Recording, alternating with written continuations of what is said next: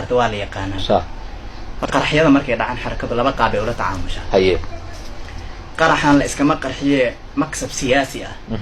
baa lagu raadiyaa haye ama nin mas'uul dawladeed baa ama lagu qarxiyaa ama waxa la yiraahdaa xarun dawladda ay leedahay baa lagu qarxiyaa dad cadow ay ishayeen si looga helo maxaa la yiraahdaa guul looga gaaro iyo sax meediyahana xarakadii ay macnawiyaadkoodii loo dhisto maksab siyaasi ah lagu raadiyaa ujeedkii loogu talagalay haddii ay ka imaan weyso sax ama meeshii guul laga raadinayay taageero xumo iyo shacabkii oo dadku kaca wax ka imaanayso waa loo aamusaa sax wax badan in xarakada samaysay inay aamustay oo aynan sheeganin kagama harayso sax maxaa yeelay qaraxii ka dhacay hotel Shamo kow shakhsi baa isqarxiyay haye qaraxii ugu horeeyo noociisuna ahaa mar dambaan ogaan doonaayo waxyaalihii keenay inay odayaasha xarakadu ay iskhilaafaan qayb buu ka ahaa haye markii dambe oo Mansuur baa ka hadlay xilliga xarakada odayaasheeda ugu waaweynaan ka mid ah Cambaareeye Sheekh Xasan Daahir baa ka hadlay culimo iyo caamo dad la yaqaan dadaan la aqoon buu ka hadlay sax maadaama mucaarado fara badan iyo ay ku kacday xarakadu afayeenkooda uu hadlay way inkireen kow ayagaana fuliyay okay ayagana ka dambeeyay xogtaan waxaan ka helay mar dambe saraakiil amniga ka tirsan oo isna qaanay yaana ay sheegay in ayagu ka dambeeyeen ninka jacket hotelka loogu geeyay qarax jacket buuna yaa ku dhintay waliba nin taxliilkoodan aad ugu fiicnaaba oo iskala tirsanaan jirnay wuxuu igu yiri kaliya waxa loo inkiray bir shahiid baa ku dhintay sarkii shay baaristaha haye maadaama nin Soomaali magac kula waa meeshana oo ku dhintay sax ama caab iyo shacbiyad fara badan oo la hayeen aad ku weydaan yaa loo inkiray ayagana sameeyay haye waxa kale ka mid ah qaraxyo kale oo dhacay markii inay inkiraan iyo inay sheegtaan iyo inay ka aamusaan saddexduba way ula tacaamulaan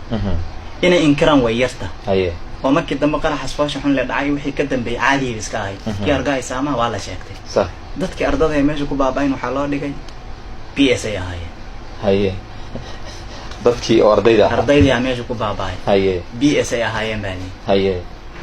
isla sheekha naftigiisaan wareystay oo Mansuuran ku iri maxaa say odayaashii baad ka mid ahayd Abu Zubayr baan arkay igu yiri haye markaasaan ku dhaweeyay waxa meeshan ka dhacay ma aragtay haye maxaa lagu sheegay dhacaylashan ku kulanay haye markaas wuxuu igu dhaweeyay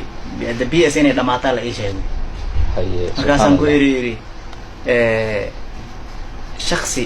al-shabaab hadduu tamco inuu xaj aado ama dibad caafimaad u aado oo baasaboor dawladda Soomaaliya wadan ma dhoofi karaan ku dhahay markaas uu ugu hirimay arday shahaado raadsanaysa min xad diraasiya iyo baasaboor wax raadsanaysa in la laayo diin islaamka xaqiiqa qabta kulli ani saas la ima sheegin in BS meesha ku go'daa la ii sheego markaasaan ku dhahoyay wax Allah waxaad istishaadiyad ku sheegtaan hal xaboon ka warqab ama jirta maya ugu dhahoyay ilaahu marxaati ka noqon ku dhahoyay inaan berika ajeey qaraxaas oo kale marka way sheegteen ardayana ku go'ay sax bas iclaam baa la galshay wadaas ilaa ceelasha la joogay oo atbaacda iyo BS baab masaajida laga istaago takbiirta la isla yeeriyay haye waxa kale jiro qaraxyo islaamo wadada xaaqay la beegsaday miinooyin waa laga aamusay marka ay masaajiday ka istaagaan markii dhibaatada idaacaduna way sheegaan masaajiduna way ka istaagaan haye qaraxi baydhaba ka mid aha oo 40 iyo dhowr kan ku dhimatay haye cidna ma sheegan waa laga aamusay ayagaana sameeyay wax kasto marka isleeyihiin shacbiyad bad ku weyn kartaan way u aamusay way ka aamusay sax wixii marka isleeyihiin hadafkii la lahaaba walow kumaankum kale shacabka ku dhintaan waa lagu gaareen waa la sheegaa sax waxa kamid ah kii gaashaan dhiga albaabkeeda ka dhacay kii taliye cusbaa ee beri dhawey la beegsaday gaari caasi oo dhan oo shacab saaranayba ku basbeelay sax ومع ذلك هذا way sheegteen shakhsiga ay doonayeen maxay in la gaaray sax حتى ما dhahayaan shacabka kale meesha ku baabay waan ka tacsiyeynaynayo waan ka xunahay midna ma jirto taa marka waxa dareemaysaa laba qodob baa qofkii qiimeeyo u soo bixayso ima in shacabkan ka aaminsan inay wada gaaleeyeen haye wa ima in ay isleeyihiin maxaa la yiraahdaa adilla kaleeto iyo ta'wiil kaleeto مثلا sida afayeenka xarakada oo kaleeto shacab dheer mar dal soor laga wareysanay